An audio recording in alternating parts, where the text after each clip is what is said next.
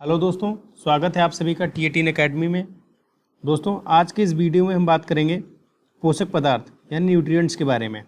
दोस्तों, अगर आप इस चैनल पर नए हैं तो इस चैनल को सब्सक्राइब करिए और बेल आइकन ज़रूर दबाएं सबसे तेज़ जीके अपडेट पाने के लिए। चलिए दोस्तों, शुरू करते हैं हम अपना आज का डिस्कशन। पोषक पदार्थ यानी न्यूट्रिएंट्स। न्यूट्रिएंट्स क्या होते हैं? जीवों में विभिन्न प्रकार के बायोलॉजिकल फंक्शंस यानी जैविक कार्य को संचालित करने के लिए पोषक पदार्थ की आवश्यकता होती है। पोषक पदार्थ जो होते हैं वो ऊर्जा उत्पन्न करते हैं। पोषक पदार्थ मेटाबॉलिज्म एक्शन यानी उपापचयी क्रिया को भी पूरा करते हैं। शरीर के टूट फूट की मरम्मत, जो पोषक पदार्थ होता है वो शरीर के टूट फूट की मरम्मत भी करता है। पोषक पदार्थ बेसिकली 3 होते हैं: कार्बोहाइड्रेट, प्रोटीन और वसा। ये ह्यूमन बॉडी है। ह्यूमन बॉडी में कार्बोहाइड्रेट, वसा और प्रोटीन, ह्यूमन बॉडी में कार्बोहाइड्रेट, वसा और प्रोटीन, इन तीनों की आवश्यकता होती है। कार्बोहाइड्रेट, प्रोटीन, वसा, ये तीनों हमें ऊर्जा प्रदान करते हैं, जबकि जो विटामिन होता है वो हमें ऊर्जा प्रदान नहीं करता है। अब बात करते हैं हम कार्बोहाइड्रेट की। तो कार्बोहाइड्रेट जो होता है उसमें कार्बन, हाइड्रोजन, ऑक्सीजन, जो कार्बोहाइड्रेट होता है वो कार्बन, हाइड्रोजन और ऑक्सीजन का 1:2:1 के अनुपात से मिलकर बना होता है। शरीर में जो 50 to 75% जो ऊर्जा होती है वो कार्बोहाइड्रेट से प्राप्त होती है। जो ह्यूमन बॉडी में जो एनर्जी होती है 50 to 75% वो हमें कार्बोहाइड्रेट से प्राप्त होती है। कार्बोहाइड्रेट जो होते हैं वो बेसिकली 3 प्रकार के होते हैं: मोनोसैकेराइड कार्बोहाइड्रेट, डाइसैकेराइड कार्बोहाइड्रेट और पॉलीसैकेराइड कार्बोहाइड्रेट। कार्बोहाइड्रेट जो होते हैं ग्लूकोज, फ्रक्टोज, ग्लैक्टोज, सुक्रोज और माल्टोज एंड लैक्टोज होते हैं। ग्लूकोज जो होता है वो सबसे जल्दी एनर्जी प्रदान करने वाला कार्बोहाइड्रेट होता है, और जो फ्रक्टोज होता है वो हमें शहद से प्रदान होता है, यानी फ्रक्टोज हमें शहद से मिलता है।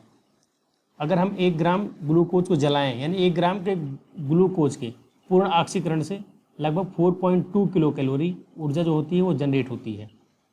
कार्बोहाइड्रेट अम्ल का निर्माण करते हैं, जो आनुवांशिक गुणों को एक पीढ़ी से दूसरी पीढ़ी तक ले जाते हैं। जो कार्बोहाइड्रेट होता है वो अम्ल का निर्माण करता है, जो कि आनुवांशिक गुणों को एक पीढ़ी से दूसरी पीढ़ी तक ले जाता है।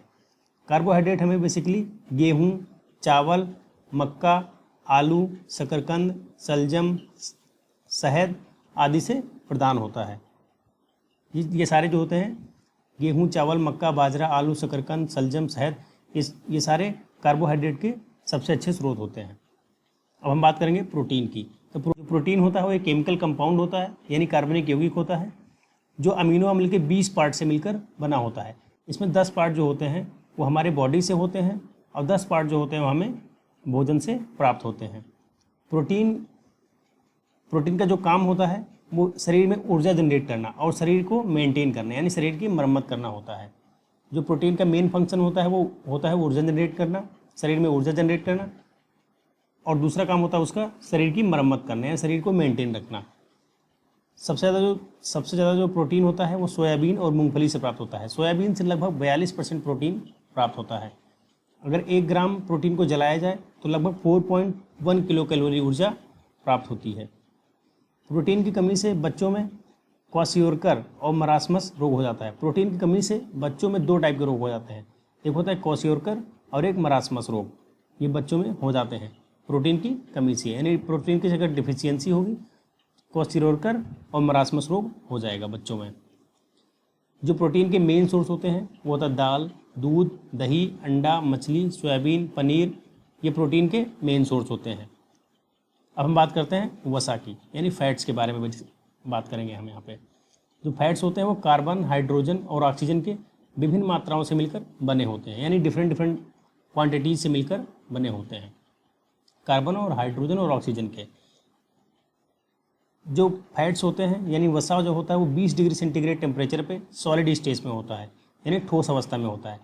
यदि कोई भी वसा जो है वो 20 डिग्री सेंटीग्रेड टेम्परेचर पे द्रव रूप में है, यानी लिक्विड स्टेट में है, तो वो क्या होता है? तेल होता है, ऑयल होता है। ऑयल जो होता है वो 20 डिग्री सेंटीग्रेड टेम्परेचर पे लिक्विड स्टेट में होता है। सामान्य व्यक्ति को लगभग 20 से 30% जो ऊर्जा होती है वो वसा से प्राप्त होती है। वो नॉर्मल ह्यूमन बीइंग को लगभग 20 to 30% जो एनर्जी होती है वो फैट से प्राप्त होती है। वसा की कमी से जो स्किन होती है वो रूखी हो जाती है और वजन में कमी आ जाती है। यानी जो वजन बढ़ता है वो फैट अगर बढ़ता है तो वजन बढ़ जाएगा, अगर फैट कम होता है तो वजन घट जाएगा।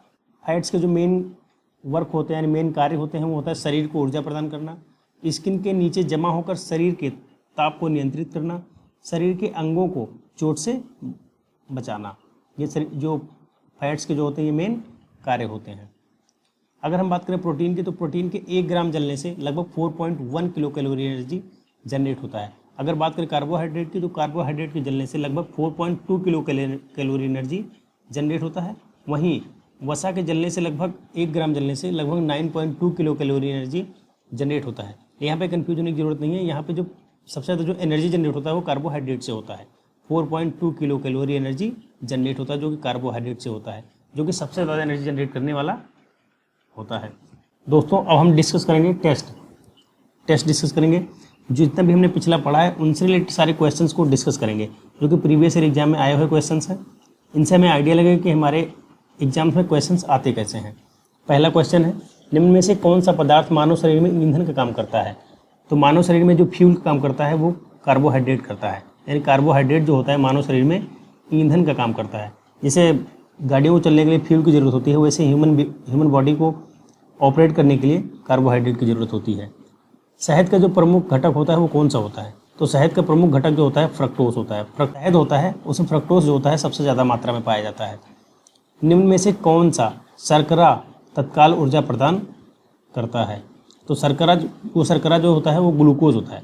ग्लूकोज जो होता है वो इंस्टेंट एनर्जी प्रोवाइड करता है, मतलब तुरंत ही ऊर्जा प्रदान करता है। शरीर में ऊतकों का निर्माण किससे होता है?